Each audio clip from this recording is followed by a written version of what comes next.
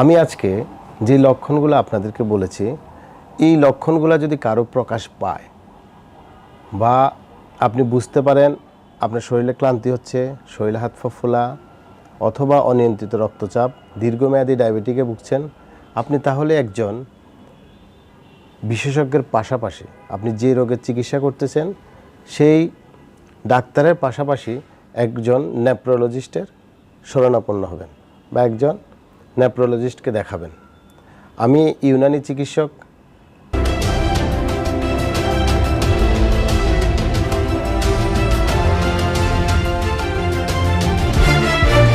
Hello everyone, আমি অনিন্দ Dutta, government registered এই category holistic medicine physician. আমি ইউনানি ব্যবস্থা নিয়ে আজকে কিছু কথা বলবো।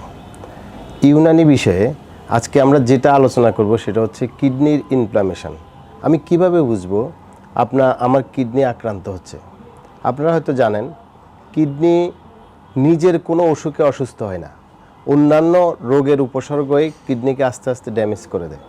যেমন দীর্ঘমেয়াদী ডায়াবেটিক, অনিয়ন্ত্রিত রক্তচাপ, অনেক দিন প্রেশারে ভুগতেছেন, হয়তো আপনি জানেন না আপনার কিডনি ড্যামেজ হচ্ছে। এই কিডনির ইনফেকশনকে ইউনানি ভাষায় বলা হয় ওরামে কুলাইয়া, বা যেটাকে ইংরেজিতে বলা হয় ইনফ্লামেশন অফ কিডনি। এই কিডনির আপনি কিভাবে বুঝবেন আপনার কিডনিগুলো আস্তে আস্তে ড্যামেজ হচ্ছে, সেই বিষয়টা নিয়ে আমরা আজকে বলছি।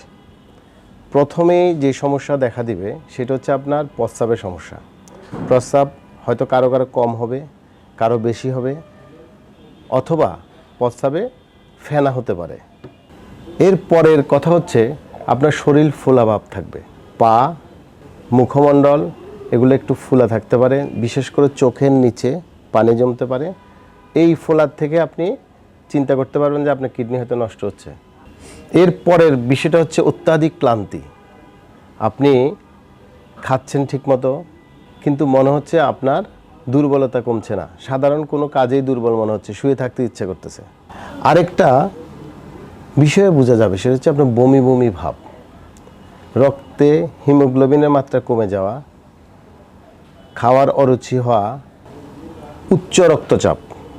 আপনি অনেক দিন দীর্ঘমেয়াদী অনিয়ন্ত্রিত রক্তচাপও আপনার কিডনিকে আস্তে আস্তে ড্যামেজ করে দিচ্ছে।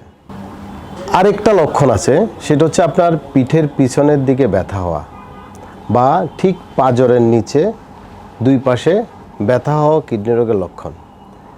আমি আজকে যে লক্ষণগুলো আপনাদেরকে বলেছি, এই লক্ষণগুলো যদি কারো প্রকাশ পায় বা আপনি বুঝতে পারেন আপনার শরীরে ক্লান্তি হচ্ছে, শরীরে হাত পা ফোলা অথবা অনিয়ন্ত্রিত রক্তচাপ, দীর্ঘমেয়াদী ডায়াবেটিকে ভুগছেন, আপনি তাহলে একজন বিশেষজ্ঞের পাশাপাশি আপনি যে রোগের চিকিৎসা করতেছেন সেই ডাক্তারের পাশাপাশি একজন নেপ্রোলজিস্টের শরণাপন্ন হবেন বা একজন নেপ্রোলজিস্টকে দেখাবেন।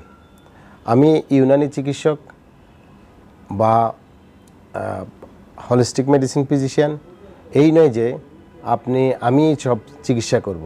নেপ্রোলজিস্টেরা কিডনির এই রোগের জন্য চিকিৎসা করবেন। আপনার সমস্যা মনে হলে নেপ্রোলজিস্ট অথবা একজন রেজিস্টার্ড ফিজিশিয়ানের কাছে বললে উনি আপনাকে একজন নেপ্রোলজিস্টের কাছে রেফার করে দিবেন। সবাইকে ধন্যবাদ।